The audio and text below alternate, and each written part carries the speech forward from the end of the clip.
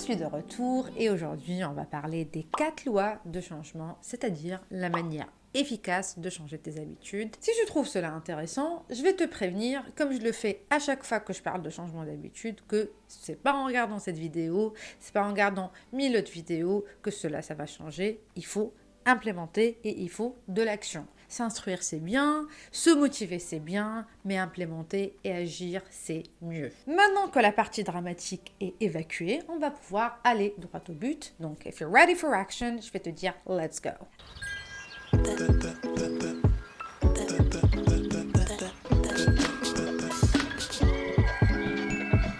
Alors, pour aller droit au but, on va commencer par rectifier les misconceptions et les fausses idées qu'on a sur les habitudes et comment les installer, comment se débarrasser des mauvaises habitudes et les fausses idées qu'on a sur le progrès en gros. La deuxième chose, c'est qu'on va voir les 4 étapes qui constituent le cycle de chaque habitude pour arriver en gros aux 4 lois de changement des habitudes, de changement de comportement qui font l'objet essentiel de cette vidéo. D'ailleurs, dans la suite de cette vidéo, il y aura une vidéo pour chacune des lois qui les explique en profondeur et qui sont blindées d'astuces pratiques. Donc si tu ne veux pas les rater, commence déjà par t'abonner, déjà pour soutenir la chaîne et pour ne pas rater les nouvelles vidéos. On pense souvent que pour installer de nouvelles habitudes, il faut révolutionner sa vie. Faire des changements énormes tout de suite et passer de l'état actuel de là où on est à l'état souhaité, l'état désiré de là où on veut être, comme ça en cliquant des doigts. Aujourd'hui, au fait, je change ma vie. Le changement que tu souhaites ne peut pas arriver juste comme ça au moment où tu le décides. Il y a toujours la réalité, il y a un gap entre là où tu es et là où tu veux aller qu'il faut compenser. Juste un petit moment pour rappeler que cette série et la plupart des astuces que je suis en train de partager au niveau des habitudes sont inspirées du livre Atomic Habits de James Clear, dont j'ai parlé 1 milliard de fois, parce qu'au fait, moi, les astuces qu'il y avait dedans ont changé ma vie. James Clear insiste dans son livre que, en général, les gens ils surestiment le pouvoir d'une grande action qu'on fait une fois, du genre je fais le grand ménage dans tout mon appart, ou c'est bon, je vais aller 5 fois par semaine à la salle de sport cette semaine, et on sous-estime le pouvoir des toutes petites mini-actions qu'on fait progressivement. Les habitudes n'ont pas l'air de faire la différence si on évalue sur le court terme et sur un jour bien particulier. Mais leur impact sur le long terme peut être énorme. Donc si on veut faire court, si on veut résumer cette misconception, en général, on pense qu'il faut agir, faire une grande action. Et d'ailleurs, c'est ce qui fait peur à la plupart des gens qui ne changent jamais leur vie. On pense qu'il faut faire un changement énorme et voilà, révolutionner sa vie en un claquement des doigts, alors que c'est tout l'opposé. Le changement, c'est l'effet de compilation de tout petits mini-changements sur le long terme. Maintenant, si tu as regardé une ou plusieurs autres de mes vidéos, d'ailleurs, j'ai une belle série sur le changement si tu veux la regarder, voilà, après cette vidéo-là, tu sais que ma devise, c'est comprendre égale réinterpréter égale changer. Donc, fidèle à ma devise, je trouve bizarre que les gens veulent changer leurs habitudes alors qu'ils ne comprennent même pas le mécanisme derrière une habitude. Et en gros, il y a un mécanisme super simple, qui est la deuxième chose que je vais expliquer aujourd'hui. Qu'est-ce qu'une habitude? Une habitude est une action répétée assez de fois pour qu'elle devienne automatique. C'est ça la définition d'une habitude. Et du coup, on répète une habitude, on arrive à un seuil et là, elle devient automatique. Et ce seuil-là, il est débattu. Il y a des gens qui disent, ouais, au bout de 3 semaines, 21 jours, c'est bon, tu as installé une habitude. Il y en a qui disent, non, c'est 3 mois, 90 jours. Il y en a qui disent, c'est 60 jours. Moi, je dis, ça dépend. Ça dépend de la personne. On est tous différents, on est tous uniques, on apprend à des rythmes différents. En gros, ton cerveau est une machine intelligente qui essaie de te simplifier tout le temps la vie. Cette machine intelligente est tout le temps en train de scanner ton environnement pour enregistrer les patterns de tout ce qui a marché pour toi et tout ce qui constitue un danger pour toi. Après, quand on dit danger, faut voir que c'est très subjectif. Selon cette subjectivité, ton cerveau essaie de faire des raccourcis, donc pour te simplifier la vie, comme je viens de le mentionner, en se basant sur l'expérience subjective et suivant la logique. Si telle situation se présente, je réagis de la sorte parce que ça a fonctionné pour moi dans le passé. Et ces habitudes, ces comportements, aussi variés qu'ils puissent être, ils suivent tous le même cycle d'habitudes composé de 4 étapes qui apparaissent toujours de la même manière et suivant le même ordre. La première étape de chaque habitude, c'est the cue, qui en français se traduit par le stimuli ou le signal.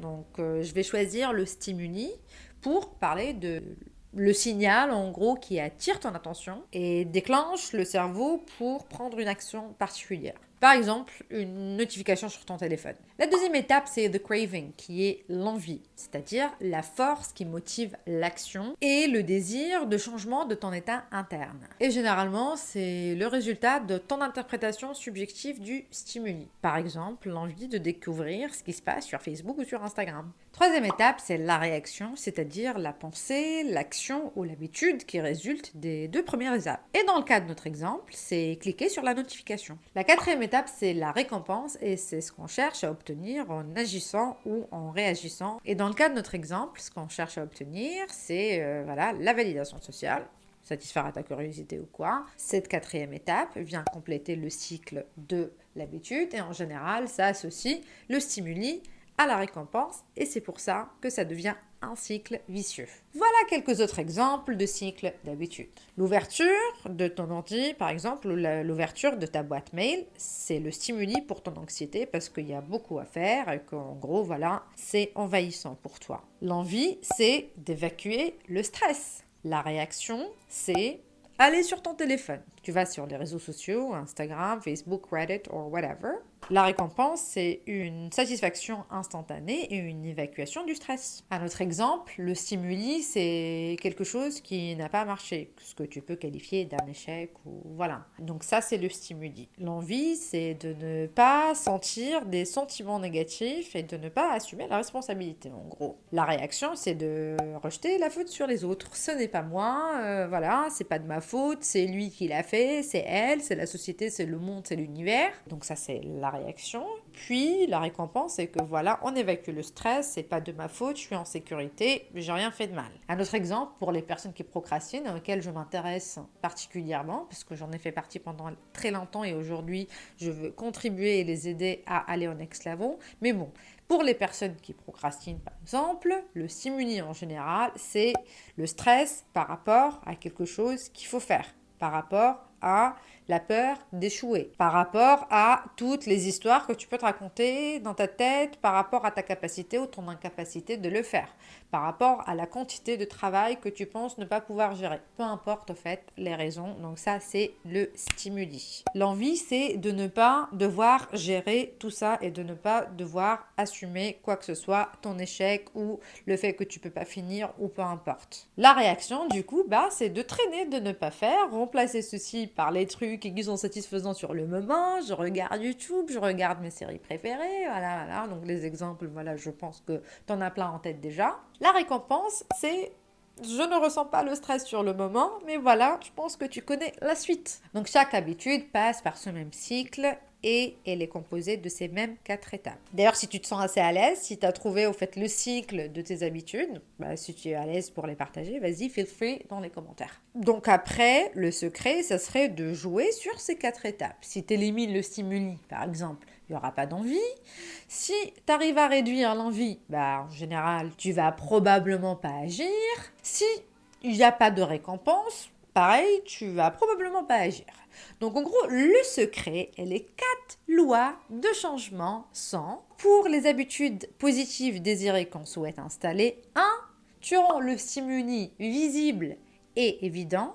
2. Concernant l'envie, tu rends ton habitude attirante. 3.